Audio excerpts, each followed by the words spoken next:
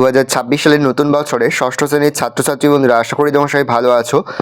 আজ আমরা যে বিষয়টি নিয়ে আলোচনা করব ষষ্ঠ শ্রেণীর সেকেন্ড ইউনিট টেস্ট অর্থাৎ দ্বিতীয় পর্যায়ক্রমিক মূল্যায়নের ইতিহাসের প্রশ্নপত্র নিয়ে। দেখো, সরাসরি সিনেমা ক্লাস 6-এর ইতিহাসের প্রশ্নপত্রটা দেখতে পাচ্ছ। ফুল মার্কস আমাদের রয়েছে 50, সময় তোমাদের রয়েছে 1 ঘন্টা 50 মিনিট। বিভিন্ন স্কুলে কিন্তু সময় থাকবে 1 ঘন্টা 30 মিনিট। একে দাগে রয়েছে সঠিক উত্তর নির্বাচন করো। যে কোনো 10টি প্রশ্নের মান 1 করে 1 × 10 = 10। আদি বৈদিক যুগে ইতিহাস জানার প্রধান উপাদান উত্তর হলো ঋগ্বেদ। 10 রায়ের যুদ্ধে জয়ী হন সুদাস। মগধের রাজধানী ছিল পাটলিপুত্র। বৌদ্ধদের ধর্মগ্রন্থের নাম ত্রিপিটক। জনপদ শব্দটি এসেছে জন শব্দ থেকে।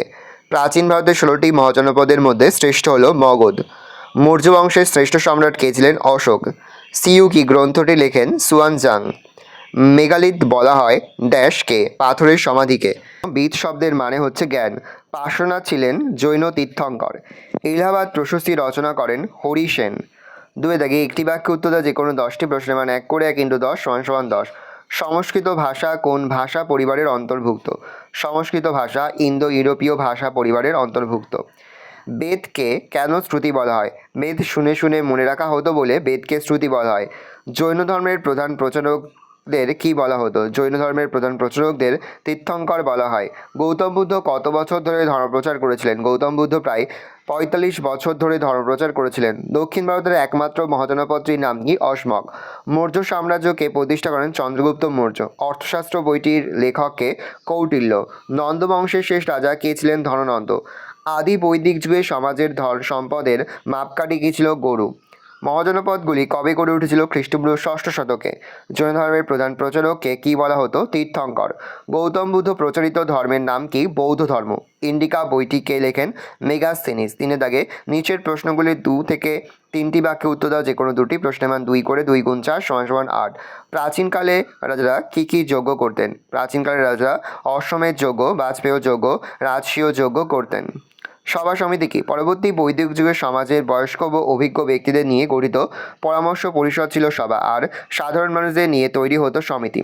ষোড়শ মহাজনপদ কাকে বলে? খ্রিস্টপূর্ব 6ষ্ঠ শতকে বর্তমান আফগানিস্তানের কাবুল থেকে দক্ষিণ ভারতের গোদাবরী নদীর তীরবর্তী পর্যন্ত 16টি যে বড় বড় রাজ্যের অস্তিত্ব ছিল তাদেরকে একত্রে ষোড়শ মহাজনপদ বলে। জৈন ধর্মের ত্রিরত্ন বলতে কী বোঝো? সৎ বিশ্বাস, সৎ জ্ঞান, সৎ আচরণ, এই 3টিকে একত্রে জৈন ধর্মের ত্রিরত্ন বলা হয়।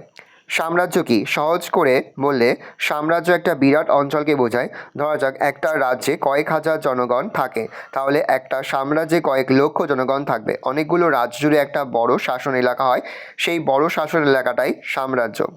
টিকা লেখক কলিঙ্গ রাজ খারবেল, হাতিগুম্ফা শিলালেখ। মৌর্য সম্রাট অশোকের আমলে কলিঙ্গ মৌর্য সাম্রাজ্যের অংশ ছিল। মৌর্যদের পরে কলিঙ্গ আবার স্বাধীন হয়ে যায়। চেদি বংশের শাসকরা কলিঙ্গের শাসন শুরু করেন। ওই বংশের শাসক খারবেল কলিঙ্গের প্রথম শক্তিশালী রাজা। খ্রিস্টপূর্ব 1ম শতকের শেষ ভাগে খারবেলের শাসন ছিলেন। হাতিগুম্ফা শিলালেখ থেকে খারবেলের বিষয়ে জানা যায়। ওই শিলালেখতে ভারতবর্ষ শব্দটি ব্যবহার করা হয়েছিল, তবে সেখানে ভারতবর্ষ বলতে সম্ভবত গঙ্গা উপত্যকার একটি অংশ বোঝানো হয়েছিল। তবে খ্রিস্টীয় 1ম শতকের প্রথম দিকেই চেদের শাসন শেষ হয়ে গিয়েছিল। ত্রিরত্ন কি? মহাবীর মানুষের কর্মফল ও জন্মান্তরবাদ থেকে মুক্তিলাভের উপায় হিসাবে যে 3টি পথ বা নীতির নির্দেশ দিয়েছেন, এই 3টি নীতি ত্রিরত্ন নামে পরিচিত। এগুলি হলো সৎ জ্ঞান, সৎ বিশ্বাস, সৎ আচরণ। 4 দাগে রয়েছে 3, 4, 4টি বাক্যে উত্তর দাও। যে কোনো 4টি প্রশ্নের মান রয়েছে 3 করে 3 × 4 = 12। 3 থেকে 4টি বাক্যে উত্তর দিতে হবে। প্রথম, বৈদিক যুগের সমাজ কেমন ছিল? বৈদিক যুগের সমাজের বর্ণনাগুলি হলো: 1, বৈদিক যুগের সমাজের ছোট অংশ ছিল পরিবার।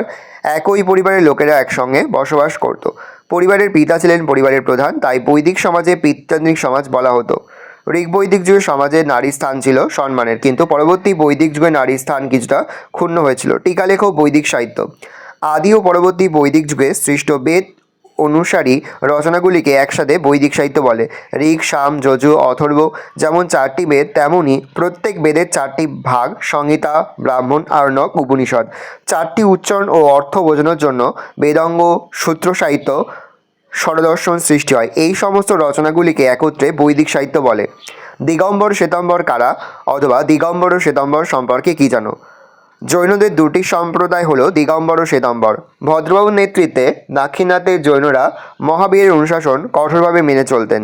তারা কোনো পোশাক পরতেন না, এজন্য এদের দিগম্বর বলা হয়। অন্যদিকে সুলভাদের নেতৃত্বে উত্তর ভারতের জৈনরা সাদা কাপড় পরতেন, এর জন্য এদের শ্বেতাম্বর বলা হয়। টিকা লেখো এলাহাবাদ প্রশস্তি। এলাহাবাদ দুর্গের ভিতর একটা শিলালেখ আছে। লেখগুলি গুপ্ত যুগের ব্রাহ্মী লিপিতে ও সংস্কৃত ভাষায় খোদাই করা। এলাহাবাদের কৌশাম্বী গ্রামের লেখাটি ছিল। পরবর্তী সময়ে মুঘল সম্রাট আকবর সেটিকে তুলে আনিয়ে এলাহাবাদ দুর্গের মধ্যে রাখেন। এই লেখটিতে প্রশস্তি খোদাই করা আছে। প্রশস্তিটি হরিসেনের লেখা। তিনি সম্রাট সমুদ্রগুপ্তের সভাকবি ছিলেন। লেখটিতে আদতে সমুদ্রগুপ্তের গুণগান করা হয়েছে। সম্রাট হিসাবে সমুদ্রগুপ্তের যুদ্ধ, রাজ্যজয় প্রভৃতির কথা লেখটিতে আছে। পদ্য গদ্য দুভাষাতেই সেটি লেখা, যদিও সমুদ্রগুপ্তের প্রসঙ্গ শুধু ভালো কথায় লিখতে বলা হয়েছে, তবু এই সময়ের ইতিহাস জানার জন্য লেখটি অত্যন্ত জরুরি প্রত্নতাত্ত্বিক উপাদান। নব্যধর্ম বলতে কী বোঝো? খ্রিস্টপূর্ব ষষ্ঠ শতকে ভারতীয় উপমহাদেশের সমাজ, অর্থনীতি, ধর্ম ও রাজনীতির প্রেক্ষাপট বদলাতে শুরু করে। এই প্রেক্ষাপটে বৈদিক ব্রাহ্মণ্য ধর্মের বিরোধিতা করে যেসব নতুন ধর্মের উদ্ভব হয় সেগুলিকে নব্য ধর্ম বলা হয়। আজীবিক জৈন ও বৌদ্ধ ধর্ম ছিল নব্য ধর্ম। পঞ্চম মহাব্রত কি? পার্শ্বনাথ জৈনদের 4টি নীতি মেনে চলার নির্দেশ দিয়েছিলেন। মহাবীর এই 4টি নীতির সঙ্গে একটি নীতি যোগ করেন, যা পঞ্চম মহাব্রত নামে পরিচিত। পঞ্চম মহাব্রত পার্শ্বনাথের চতুরার্যম হল কোনো প্রাণী হত্যা না করা, মিথ্যা কথা না বলা, অন্যের জিনিস ছিনিয়ে না নেওয়া, নিজের জন্য কোনো সম্পত্তি না করা।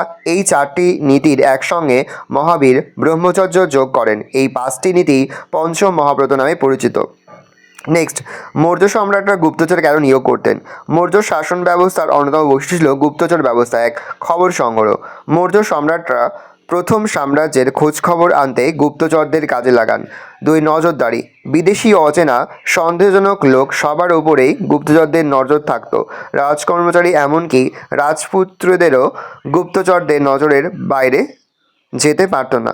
গুপ্তচরদের মাধ্যমে সাম্রাজ্যের সব খবর চলে আসত সম্রাটের কাছে।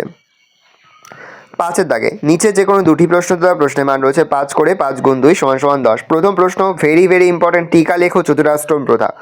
Very important. দেখে না উত্তরটা আমি আজকে স্ক্রল ডাউন করছি, তোমরা কিন্তু অবশ্যই ভিডিও থামিয়ে বা স্ক্রিনশট নিয়ে খাতে নোট ডাউন করুন। নেক্সট, অষ্টাঙ্গিক মার্ক কি? ভেরি ইম্পর্টেন্ট, 8টি মার্ক তোমাদের লিখতে হবে, দেখে নাও।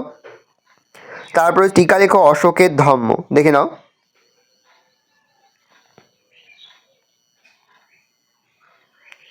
নেক্সট, মৌর্য সাম্রাজ্যের পতনের কারণগুলি আলোচনা করো।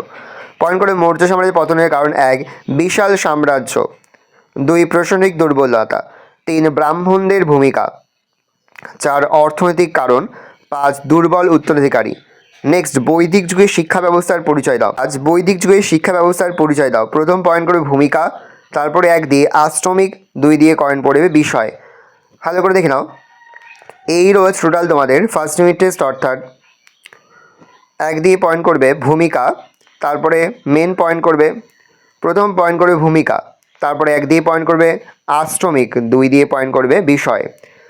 ভালো করে দেখে নাও। এই রয়েছে টোটাল তোমাদের সেকেন্ড ইউনিট টেস্ট, অর্থাৎ দ্বিতীয় পর্যায়ক্রমিক মূল্যায়নের ক্লাস 6-এর ইতিহাসের প্রশ্নপত্র। ভালো করে প্রশ্নপত্র দেখে নাও।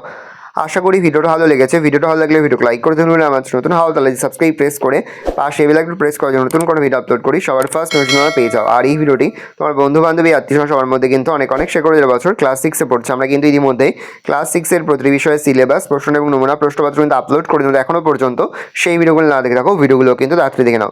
আর কোনো প্রশ্নের উত্তর লিখতে বা বুঝতে কোনো রকম অসুবিধা হয় তাহলে কিন্তু নির্দ্বিধায় কমেন্ট করে জানাতে একদমই ভুলবে না। ভালো করে দেখে নাও। আর এই প্রশ্নপত্রের সম্পূর্ণ পিডিএফ ফাইল কিন্তু আমাদের ফেসবুক পেজ রয়েছে এডুকেশন ফ্যামিলি, সেখানে কিন্তু আমরা আপলোড করে তোমরা কিন্তু অবশ্যই সেখান থেকে এই প্রশ্নপত্রের সম্পূর্ণ পিডিএফ ফাইলটা কিন্তু সংগ্রহ করে নেবে।